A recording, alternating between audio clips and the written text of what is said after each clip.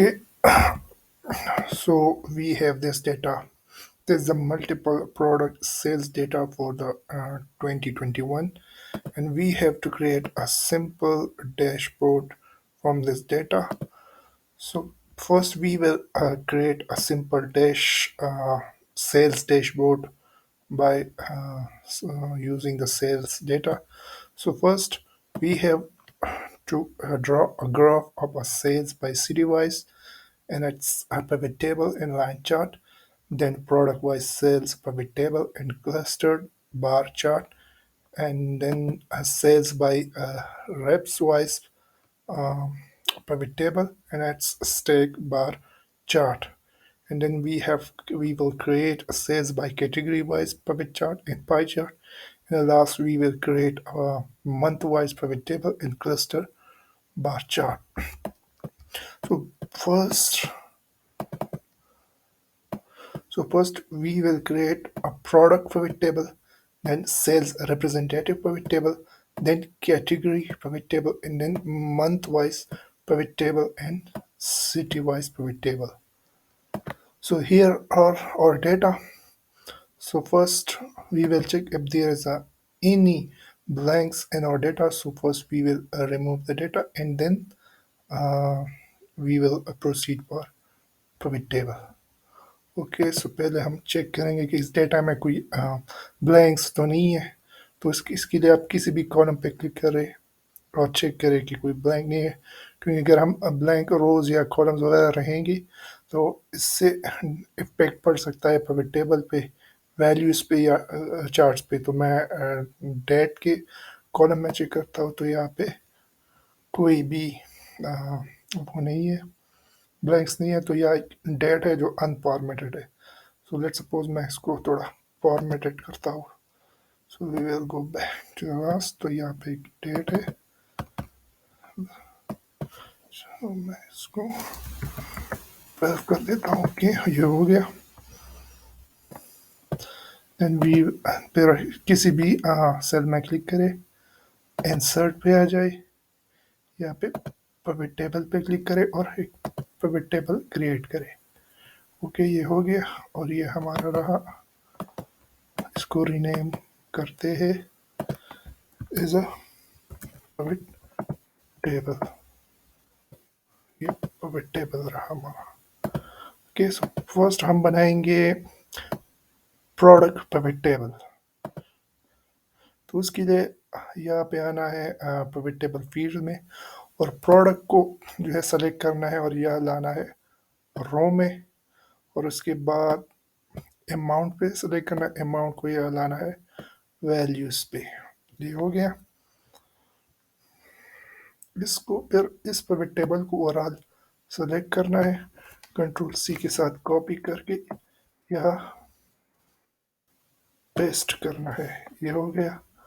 अब हम दूसरा बनाएंगे cell representative pivot table.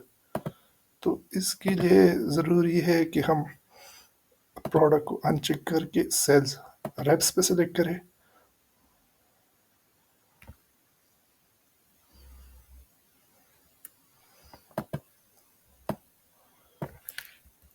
Okay, ये हो गया।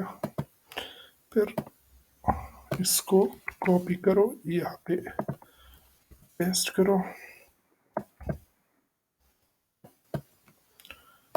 फिर हम बनाएंगे कैटेगरी पिवट टेबल। सो इसको अनचेक करके कैटेगरी पे सेलेक्ट करना है और अमाउंट वही रहेगा। फिर दोबारा पेस्ट करना है और हमें बनाए मंथ वाइज।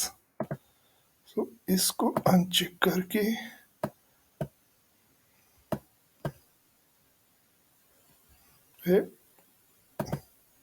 डेट को सेलेक्ट कर दे आप,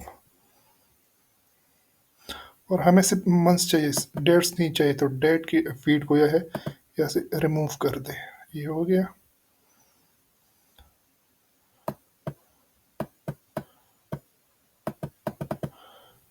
अब हमें एक और बनाना है, सिटी वाइज बनाना है। सो सेल रेप्स को अनचेक करके सिटीज को सेलेक्ट करके कर ले। तो ये हो गया है।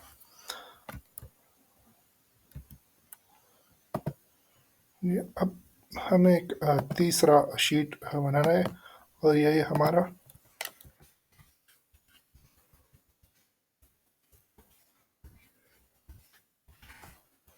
डैशबोर्ड जो है वो रहेगा।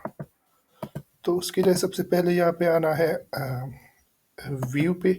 व्यू से जो ग्रिड लाइन है, ये ग्रिड लाइन ख़त्म करनी है। तो आपका जो है ग्रिड लाइंस और वो सेल्स की जो फॉर्मेटिंग है वो ख़त्म हो गई है। और इसको कंट्रोल ए सेलेक्ट करके कलर करना है। आपको जो भी कलर पसंद है अकॉर्डिंगली अपने हिसाब से कोई कलर चूज कर ले। ओके, तो सबसे पहले आपने आना है टेबल पे। अब हाँ,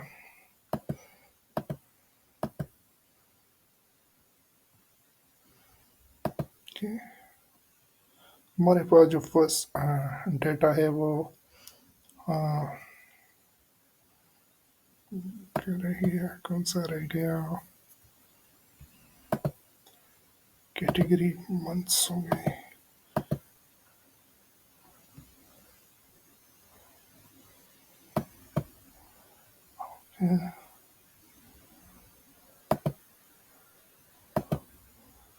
प्रोडक्ट भी हो गया।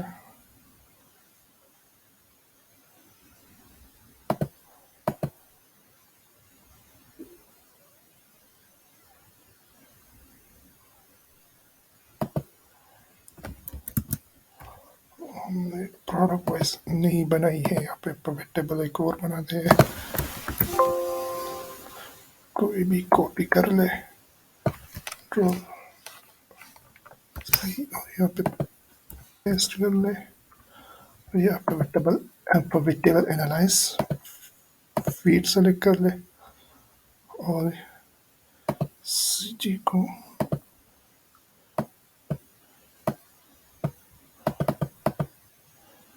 जी हमारी प्रोडक्ट वाइज भी बन गई। पे कैटेगरी है, तो कैटेगरी यहाँ पे फोन 2 बार आया है। लेट मी चेक, ठीक है। ओके, ये हो गया। सो नेक्स्ट स्टेप में, नेक्स्ट वीडियो में हम इसकी जो है वो बनाएंगे चार्ट और ग्राफ्स वगैरह वो बनाएंगे।